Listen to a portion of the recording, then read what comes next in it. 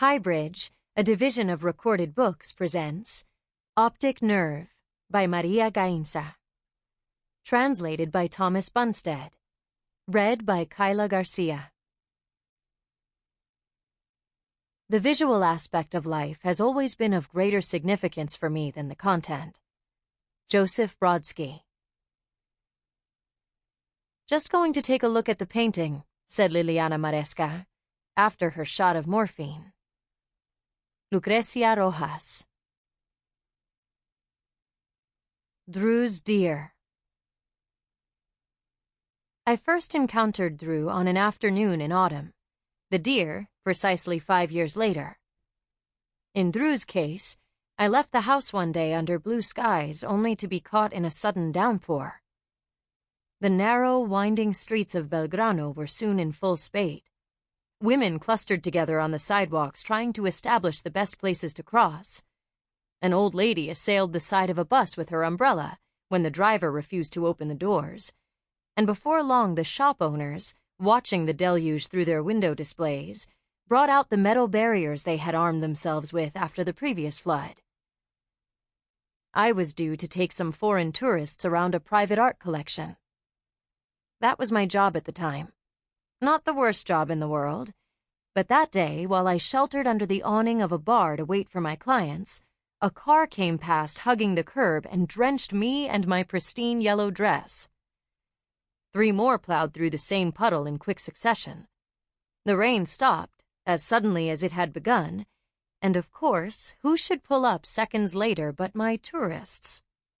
They were a middle-aged couple from the U.S. She was dressed all in white, and he all in black. Stepping out of the taxi, they looked immaculate, improbably dry, as though they and their clothes had come directly from the dry cleaner. We made our way to a house that had formerly been a small hotel with extensive gardens, and was now boxed in between one neo-rationalist monstrosity and a lurid California-style duplex. A porter let us in, and then led the way through to the living room, gliding eel-like ahead of us between the furniture. A quarter of an hour later, a hidden door slid open, and the owner of the collection appeared. She looked at me. I looked at her. A game of chicken she won hands down. She was dressed in gray, and her mouth had the lines of a woman bitter at finding herself the wrong side of 40. Her nose was more blade-like than aquiline, and on her cashmere sweater she wore a golden brooch of a small creature that, because of the distance she kept throughout our visit, I never managed to identify. She looked me over with the same incredulity she had voiced on the phone the previous night. She couldn't understand why I wanted to come when she could very well show any visitors the paintings herself. In my firm, I was director, secretary, intern, and guide all rolled into one. That was how I kept things afloat, as I had tried to explain, though not in so many words. "Quite the go-getter," she had said. "Very well. See you tomorrow." And see me she did, dripping grimy water onto the gleaming parquet. She sent for some dry footwear. A few minutes later, a pair of fluffy white slippers appeared, and as I stepped into them, my client's loss of respect for me was complete. My only chance, to show them how good my eye was, deliver a particularly insightful commentary, and once I got going, I felt I was doing okay, more or less, until I was confronted with a dapple gray horse, galloping straight at me under pewter skies. I glanced over at our hostess, for less than a second, but long enough. "Alfred de Dreux," she smirked, mounting a cigarette in an ivory holder with her long, elegant fingers, almost preening. 19th century. Didn't they cover him in college? Of course. A magnificent piece. 2 lies for the price of 1. I had never heard of Dreux, and the piece struck me as little more than decorative, the work of someone technically gifted, but nothing more. My clients looked back at me with identikit American smiles. Their expressions, in combination with their monochrome outfits, brought to mind the fake smiles in Jorge de la Vega's puzzle. As I say, I saw Dreux's deer for the first time 5 years later, on another stormy April afternoon, this time in the National Museum of Decorative Arts. I was on my own, as I always try to be when seeing something for the first time, and prepared for a washout in my chic Wellington boots, ankle-cut Wellington boots. Maybe it had something to do with my footwear, but this time it was fireworks, what A.S. Byatt called the kick galvanic. It reminded me that all of art rests in the gap between that which is aesthetically pleasing and that which truly captivates you, and that the tiniest thing can make the difference. I had only to set eyes on the painting and a sensation came over me. You might describe it as butterflies, but in fact for me it's less poetic. It happens every time I feel strongly drawn to a painting.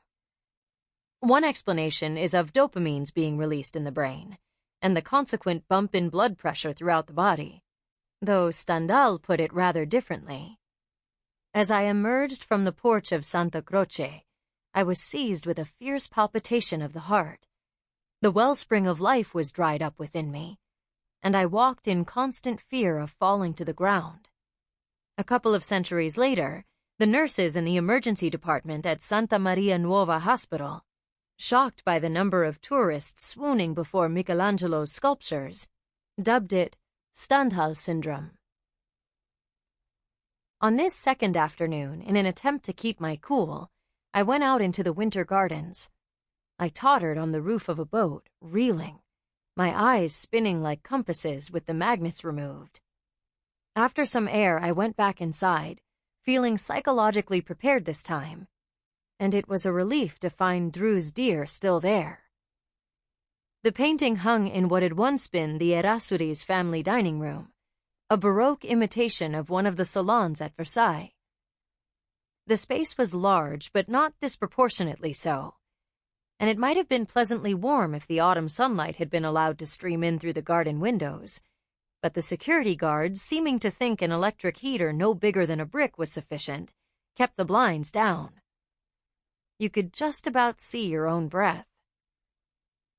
There were in fact 2 paintings by Dreux in the room, both hunt scenes, both painted around the middle of the 19th century, but only one of them drew my eye. A doubtless reductive description would go something like this. It is a very tall piece, and in its lower portion a pack of hounds encircles a deer, while the upper panels, which look very much like they have been added as an afterthought to fit the painting to the room's high ceilings, are filled with ranked, squally clouds, a portion of blue sky, and a generic-looking tree. Fairly conventional, no point denying it, but it grabbed me nonetheless. More than that, it unsettled me. Alfred de Dreux was 7 years old when, on a walk around Siena one day with his godfather, he met the great Théodore Gericault, the martyr of French Romanticism, who was there to study Simone Martini's lines. It was Gericault's mission to single-handedly arrest portraiture's inexplicable decline, and in circumspect little Alfred he immediately saw an exquisite model. He painted him standing on some rocks while a dry, warm fern blew down from the Sienese slopes, flushing the boy's cheeks. The portrait sitting, in fact, took place in his studio. The background came afterward. The painting was ahead of its time in an era that tended to look on the young as nothing but adults in miniature. The boy Alfred stands out for the spirited look in his eye, his apparent cool indomitability. A fateful encounter, it would seem, because when Dreux visited Gericault 2 months later in Paris, he found that the master dealt not only in epic scenes of shipwrecks and hair-raising portraits of madmen, but also rather stripped-back animal pictures, portraits of horses, lions, and tigers, evincing the same penetrating eye as his portrayals of people. These images left an impression on Dreux, and when, years later, the Duke of Orléans wanted someone to paint his horses, he chose Dreux from among hundreds of candidates, thus sealing his reputation as the best equestrian painter in all of France. he came to the attention of King Louis Philippe, who, in exile in England after the 1848 revolution, invited him to cross the Channel several times on commissions. Dreux died at the age of 50 in Paris, of a liver abscess that had dogged him since his time in England, though a view prevailed in the salons that it was a saber wound from a duel with General Fleury, Napoleon III's aide de camp, after a disagreement the details of which the court in exile sought furiously to suppress.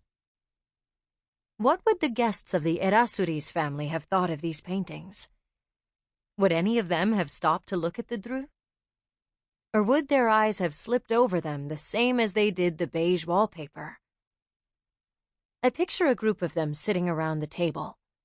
The first course finished, the door opens and the head butler enters bearing the meat, served on a bed of boiled potatoes, a knob of butter and some fresh parsley on top.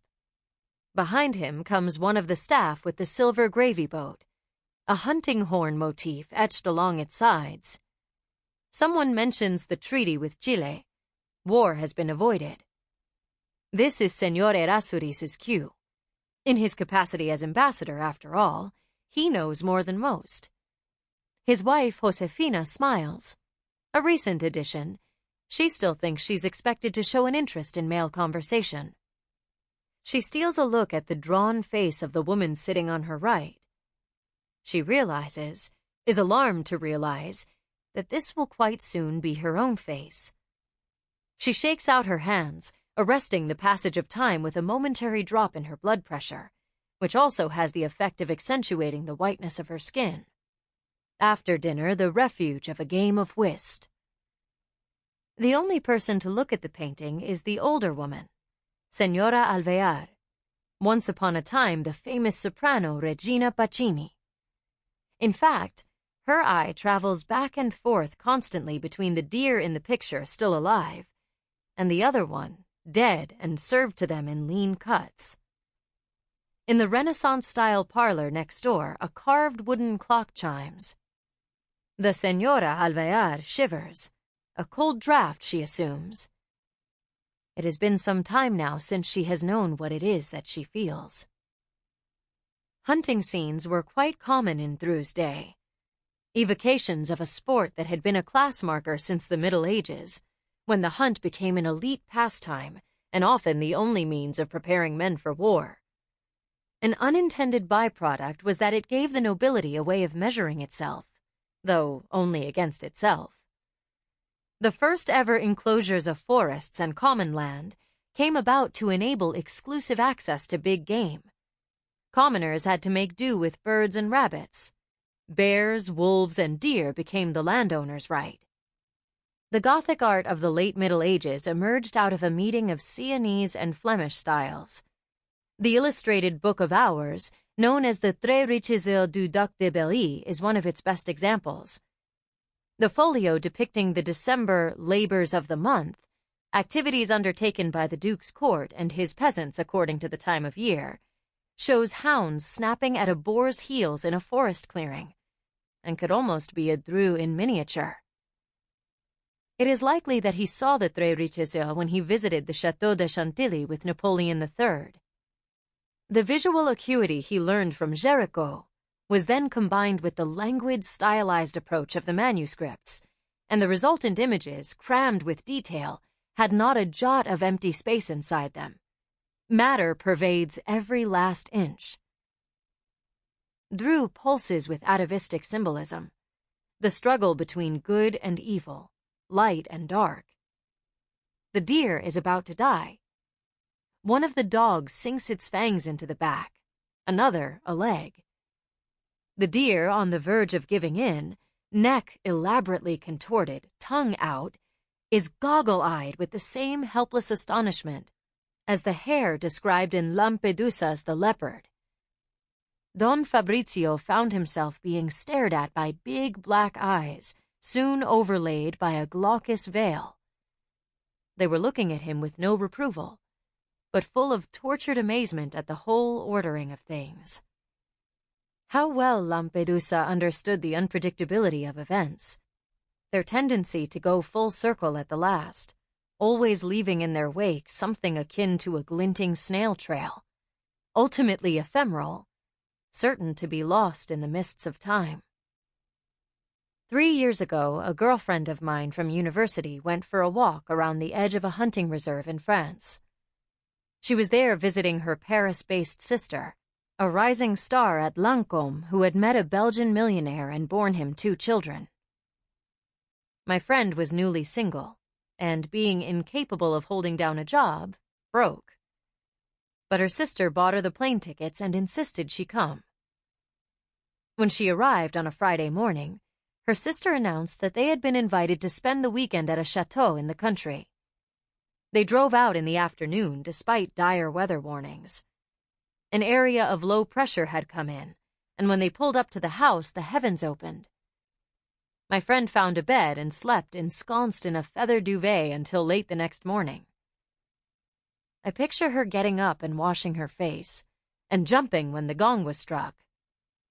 She hurried downstairs, and saw out in the gardens 20 or so guests advancing zombie-like in the direction of a marquee in which a long table had been set for lunch. She fell in behind them. Her sister appeared a short while later and sat at the far end. The ski jacket of the previous night was gone, replaced by a green loden cape. Occasionally, a gust of wind lifted a section of the marquee, giving a brief view of the rolling grounds, the lake with its thick covering of leaves, the enormous trees still dripping from the previous night's downpour. Some of the trees were so ancient that metal girders had been brought to prop up the branches, giving them a stooped look, like giants on crutches. The couple sitting next to her were both architects, and they talked for a while. But there was a chill to the northern air, and at the first chance she dragged her chair over to a patch of sunlight to warm her bones. Coffee was still being served when she got up and said she needed to stretch her long legs. Since the age of 9, she'd had the spindly legs of a deer. One of the young men, French, offered to accompany her. He suggested they go to the end of the long alley and back. They walked slowly. The path was muddy, and the wind rushed about in the casuarina trees. "We're bound to see some hares," said the young man. "It's the time of year for them." They came to the end of the alley and started back. In the distance, from some neighboring woods, a horn sounded, someone calling the hounds in. Just then, my friend's boot became stuck in the mud. She strained to lift it out, but when her companion offered his hand, she waved him off impatiently. "I can manage." A second later, a stray bullet hit her in the back, entering through one of her lungs. She dropped to the ground, according to the Frenchman. Her look was one of pure surprise. "Was that all?" it seemed to say. "Is that it?" A month before, she and I had bumped into each other in the street. It had been 10 years, and we stopped and caught up, or made a stab at it. She was attractive, 35 years old, and had got herself a new boyfriend and a job, too, in an auction house. She said she had been doing long hours for not very much money, but because she'd never felt the urge to have children, it didn't bother her. Whenever I think of her, it's in the second when her boot sticks in the mud, and she stops just where the bullet is about to strike. And I cannot tell what I should do with a death as ridiculous as hers, as pointless and hypnotic. Nor do I know why I mention it now. Though I suppose it's always probably the way. You write one thing in order to talk about something else. Thank you, Charlie. I woke to fog. And what a fog! As though a fat linen cloth had been draped across the world, giving a ghostly density to the view from my apartment window. The sun-blasted square, the headless statue of some worthy gentleman, the plaque was stolen a while ago, so everyone's forgotten who he is, the dogs sniffing the foot of the marble plinth, and their owners gathered in a circle, some with surgical masks, others covering their mouths with handkerchiefs. It was like one of those famous London fogs, but without the watery eeriness. A scratchy haze the color of unpolished granite. A mile-wide column of ash had entered the city from the west, blowing in from some meadow fires that had sprung up in the delta. Emergency helicopters had been out for several days attempting to douse the flames. A few hours earlier, both of Buenos Aires' airports had been closed, and all road traffic was being diverted away from the city. On the news it said there was nothing to worry about, that the carbon monoxide levels were low. That didn't stop me worrying about carbon monoxide levels. Any kind of pressure, it seems, and I come unstuck. I was on a ship once and began feeling seasick, my head spinning like a cheap umbrella in a storm. I went over to the railing, and though I did hear the other passengers call out that the waters were shark-infested, jumped straight in. When I feel wrong physically, any danger, however great, simply becomes unreal in comparison with my personal state. And now I had to escape this fog. I tried to convince my husband to leave the city with me. We could head south. The smoke was sure to clear at some point. We'd get a view of the sky again. Before I became pregnant, I could be very persuasive. I'd do anything to get my way. But lately, all my husband's replies had been starting with the word no. So I took the car and drove myself. My own private space to think. I put on my sunglasses to make it from the house to the car. I'd happily have donned a chatter if I had owned one. I turned on the AC. Bad idea. A blast of air like sandpaper hit me full in the face. After a brief coughing fit, I turned it off and headed south along Avenida Corrientes. I didn't know where I was going at first, but whenever I'm in survival mode like this, I find myself drawn irresistibly to museums and galleries, like people running for air raid shelters in wartime. I remembered one on the other side of the city that I hadn't visited in a long time, which was strange given that the collection included work by one of my favorite painters. I'd been having to rest during the pregnancy and was feeling rusty on my history of art, though I'm not sure that entirely explains why I talked to myself the entire way. I tried not to move my lips at traffic lights, so as not to alarm the other motorists. I told myself the story, or the bits I could remember, still coughing every now and then, although I kept the windows up and the AC off. I was like a paleontologist climbing out of an excavation, bringing forth the final trio of bones she's been missing to piece together the creature. Cándido López thought that in order to touch the heart of reality, it had first to be deformed. He studied under Ignacio Manzoni, who, convinced he saw signs of the true artist in López, suggested he go on a tour of Europe. Not having the money to do so, he set off around Buenos Aires province instead, offering his services as a portrait painter. Or he could do daguerreotypes if people preferred. He stopped in a place called Carmen de Areco, where nothing worth painting caught his eye except for a young American woman he met during Carnival. She wore her hair in plaits, golden as wheat, and she also happened to be spoken for. López went on his way. An accounts book has survived from the time, and you can read all of his incomings and outgoings, town by town. Mercedes, Bragado, San Nicolás de los Arroyos. The last is where his records end, on April 12, 1865. We know that at some point that day, Cándido López bought matches. On the same day, President Mitre of Argentina refused permission to Solano López, the president of Paraguay, to sail a fleet past the river port of Corrientes and go to the aid of the Paraguayan Blanco Party. Solano López reacted angrily, capturing 2 Argentinian ships. In Buenos Aires, the locals gathered outside the presidential palace to protest, chanting, "Death to the tyrant!" Argentina entered an alliance with Brazil and Uruguay, taking Paraguay as their common enemy, and the War of the Triple Alliance began. They put forward Solano López's dictatorial behavior as justification. But in war, there are always 2 sides to the story. At least 2 sides. Control of the Paraguay River was the real prize, For the neighboring towns along this immense watercourse, it was like being pitched into civil war, rather than a war between nations. Candido Lopez, however, was pro-Mitre, and a porteño to boot, and when news of the hostilities reached him, he went straight to the Guardia Nacional barracks in San Nicolás de los Arroyos to enlist. Some say he was compelled by a desire to put the American woman out of his mind. Others that he had plans to set up as a war reporter. He took along a leather satchel full of notebooks and pencils. Manzoni's response was unequivocal. With this, you forsake any future as a painter. Clean Me was written on the hoods of parked cars, and as the ash continued to drift lazily down, the world became less and less clearly defined. A painting in grisaille.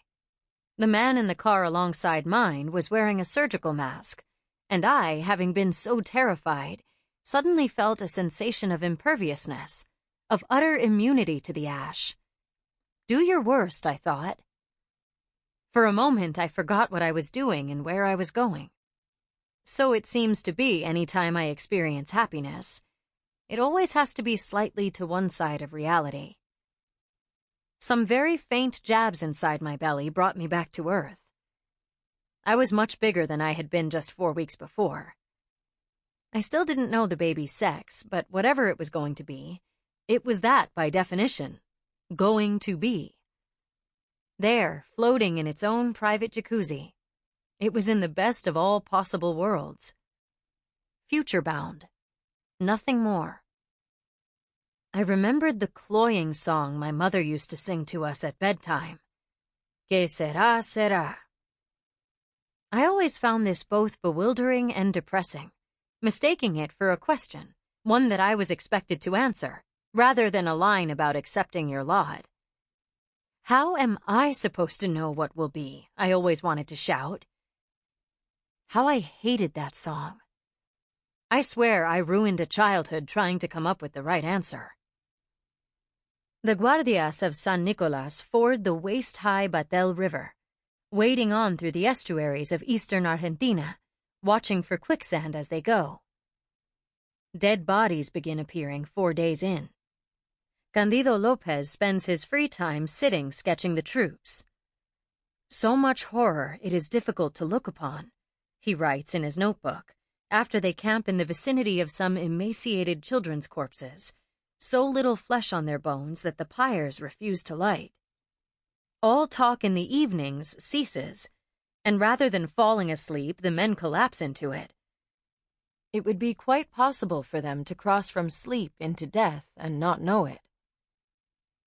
One day, Lieutenant Candido Lopez is called to General Mitre's tent. Mitre is deep in a translation of the Divine Comedy, but he has left his Italian-Spanish dictionary behind at their previous camp and is looking for distractions while he waits for it to be brought.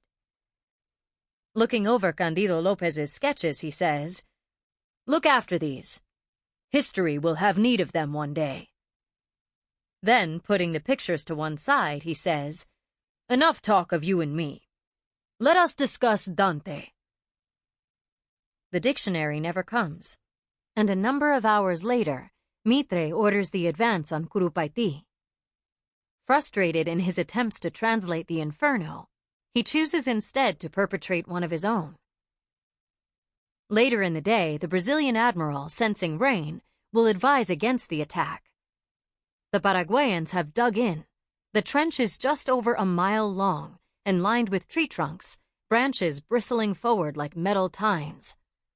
The horn sounds and the Allies begin their advance. Candido Lopez running full tilt, eyes dead ahead, convinced that some invisible mantle is protecting him, until a grenade blows off his right hand, the one holding his saber aloft. He picks the weapon out of the tufty grass with his left and goes on, blood gushing from him. Soon he begins to shake all over, and feeling nauseated, collapses in a crater. Lying in the mud, he watches as a ladybug saunters along a blade of grass near to his face.